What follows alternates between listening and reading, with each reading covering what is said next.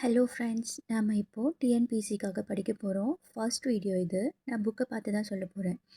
சரியா? ஃபஸ்ட்டு பேரியல் பொருளாதாரம் பார்க்கலாம். பேரியல் பொருளாதாரம் அப்படின்ற ஒரு டெஃபினிஷன் இருக்குது. உண்மைகள் மற்றும் கோட்பாடுகளை ஒருங்கிணைப்பது. யார் சொன்னாங்க அப்படின்னா டான் புஷ் ஃப்ராசர் ஸ்டார்டிஸ். இதன் நோக்கங்கள் ஃபஸ்ட்டே படிச்சுக்கணும். முன்னாடியே பேரியல் பொருளாதாரத்தின் பரிணாம வளர்ச்சி, முக்கியத்துவம் மற்றும் அடிப்படை கருத்துக்கள் ஆகியவற்றை வெளிப்படுத்துவது. மேலும் ஒரு பொருளாதார அமைப்பின் செயல்பாட்டினை புரிந்து கொள்வது. ஃபஸ்ட்டு என்ன சொல்கிறாங்கன்னா, நம்ம நார்மலாக படிக்கிற மாதிரில படிக்கலாம். பொருளாதார பாடமானது நுண்ணியல் பொருளாதாரம் மற்றும் பேரியல் பொருளாதாரம் என்று 2 கிளைகளாக வகைப்படுத்தப்பட்டுள்ளது.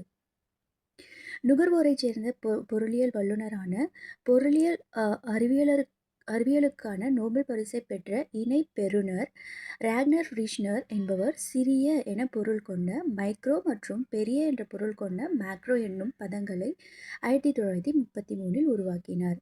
இருப்பினும் பேரியல் பொருளாதாரத்தின் நவீன வடிவமானது ஜான் மோனாட் கீன்ஸ் ஆல் 1936 வெளியிட்ட வேலைவாய்ப்பு, வட்டி மற்றும் பணம் பற்றிய பொது கோட்பாடு நூலிலிருந்து தோன்றியதாகும். உலக மகாமந்த காலத்தில் பொருளியல் விற்பனையின்றி தேங்குதல் மற்றும் உழைப்பாளர் வேலை இல்லாமை நிலவியதிலிருந்து மீளும் விளக்கத்தை கீன்ஸ் வழங்கினார். எனவே கீன்ஸ் நவீன பொருளாதாரத்தின் தந்தை என்பர்.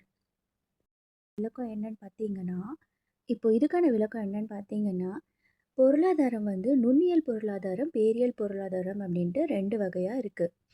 இதில் ஃபஸ்ட்டு நோபல் ப்ரைஸ் யார் வாங்கினாங்க அப்படின்னா ரேக்னர் ஃப்ரிஷ்னர் அப்படின்றவர் தான் வாங்கியிருக்காங்க.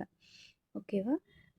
ரேக்னர் ஃப்ரிஷ்னர் என்ன பண்ணியிருக்காங்கன்னா, பொருளாதாரத்தை மைக்ரோ அப்படின்னா நுண்ணியல், பெரிய அப்படின்னா மேக்ரோ இந்த பதங்களை எப்போ உருவாக்குனாங்க அப்படின்னா 1933 உருவாக்கி இருக்காங்க. பேரியல் பொருளாதாரத்தின் நவீன வடிவம் யார் கொண்டு வந்தாங்க அப்படின்னா ஜான் மோனாட் கீன்ஸ். எப்போ, எந்த ஆண்டு? 1936 எந்த நூலில் இருந்து வெளியிடப்பட்டதுன்னா பொது கோட்பாடு. எதை பற்றிய பொது கோட்பாடு? வேலைவாய்ப்பு, வட்டி மற்றும் பணம் ஆகியவற்றின் பொது கோட்பாட்டிலிருந்து தான் வெளிவந்தது. என்ன பண்ணியிருக்காங்க அப்படின்னா, உலகமே மந்த நிலையில் இருக்கும்போது பொருள்கள் எல்லாம் விற்பனையே இல்லாமல் தேங்கி இருக்கும்போது வேலை இல்லாததுலேருந்து எப்படி மீளணும் அப்படின்ற விளக்கத்தை யார் கொடுத்தாங்க அப்படின்னா பேரியல் பொருளாதார வடிவத்தை கொடுத்த ஜான் மெனாட் கீன்ஸ் அவர் தான் கொடுக்குறாங்க. எனவே இவர் என்ன சொல்கிறாங்க, கீன்ஸை பேரியல் பொருளாதாரத்தின் தந்தை அப்படின்ட்டு சொல்கிறாங்க.